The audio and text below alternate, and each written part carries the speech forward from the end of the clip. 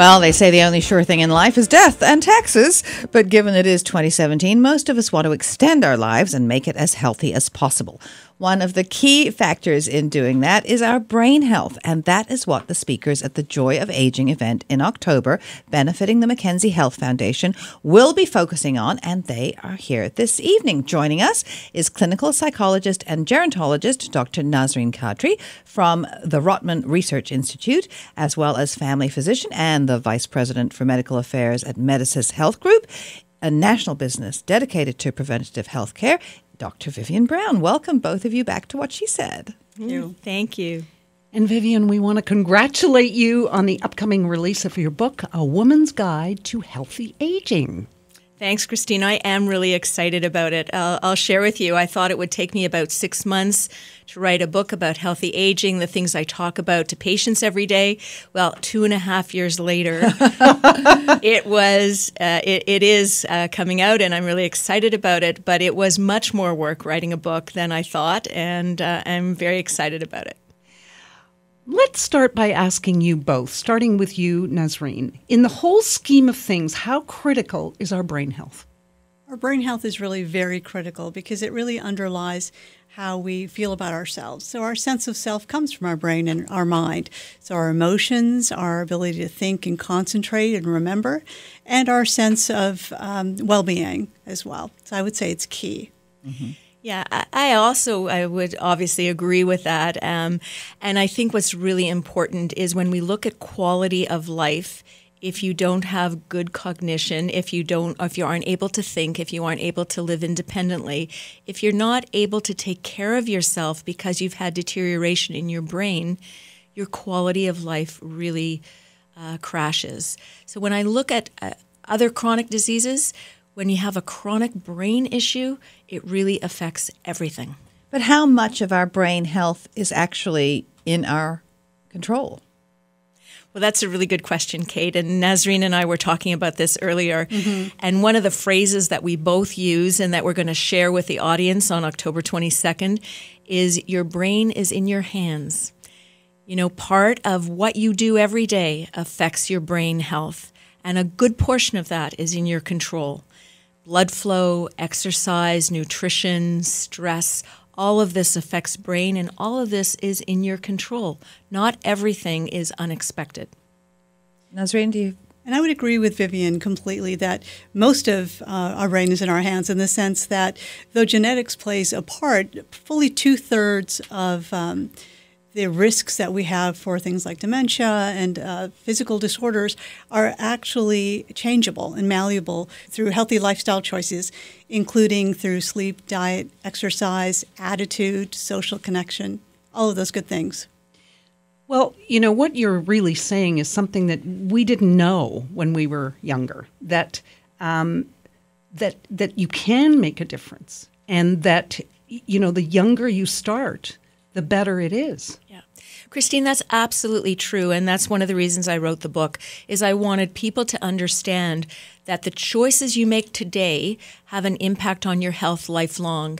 And so if we just use smoking as an example, it's not just lung cancer, it's not just emphysema, it affects blood flow, it affects your brain health, it affects everything that will come as time goes on. So I think we do have an opportunity to make good choices, and those choices are going to affect our life long term. And I would agree with that. You know, living smart today means that you'll be aging well tomorrow. And so really good habits need to start yesterday. They need to start early, and they need to be continuous. And so we know that the human brain develops fully around the age of 25 or 26. And, you know, it starts to decline in terms of some aspects of cognitive functioning relatively quickly. Even though those aren't dramatic shifts, we do need to be aware of brain health, which is just a combination of cognitive health and mental health and physical health as well, probably around the age of 30 and beyond. And so you're never too early to start doing that healthy self-management to keep yourself going in the right direction. You said it's never too early, but is it ever too late? It's never too late either. That's also the good news. Maybe Vivian would like to say something about that. Yeah, even when we look at elderly people in nursing homes, by learning something new, by stimulating their brain, they improve their day-to-day function. So it's not that it's too late. It's always a benefit to be learning something new and increasing your brain capacity. But there is a benefit in starting early, no question about that.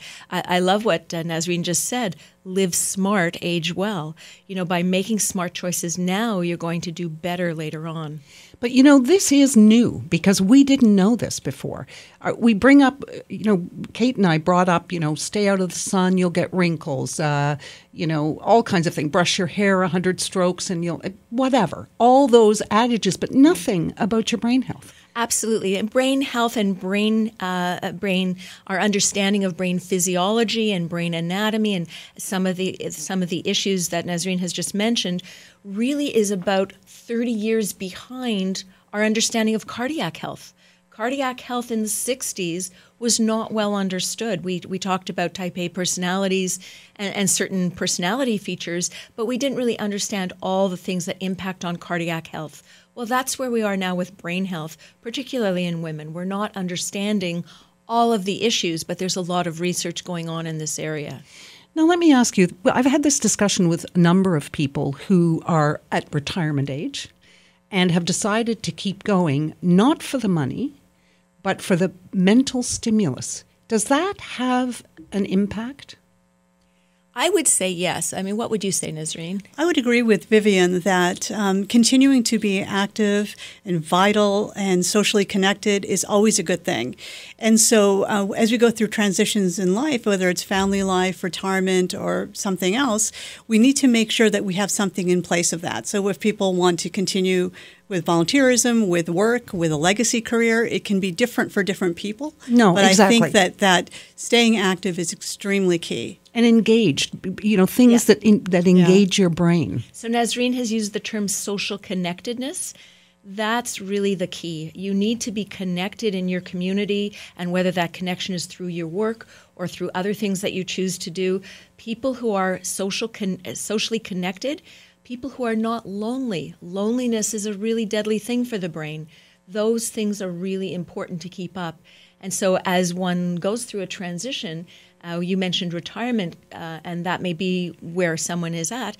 Those transitions, you still want to keep up that social connectedness and maintain, that lifestyle so that you're not lonely and isolated. That's when you start to do poorly.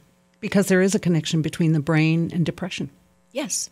Mm-hmm. Which I didn't know. Yeah, and that's Nazreen's work. Yeah. Nazreen does a tremendous amount of work and research in brain health and emotions and depression, and I think that's just so important. I want to make that kind of key connection between physical health and cognitive health, and as Vivian was talking about, that loneliness actually impacts cognition so much. I mean, a recent study from the United States has just found that loneliness can be as detrimental to physical health as smoking 15 cigarettes a day.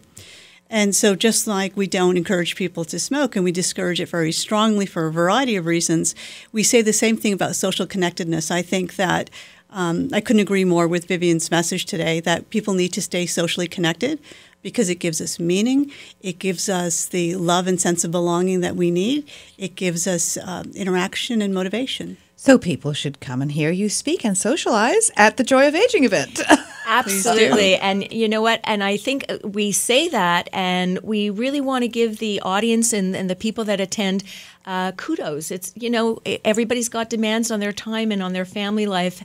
But by making choices to stay socially connected, to meet with other friends, colleagues, whatever, it is important that you're not just doing your household chores, that you really are taking time for yourself.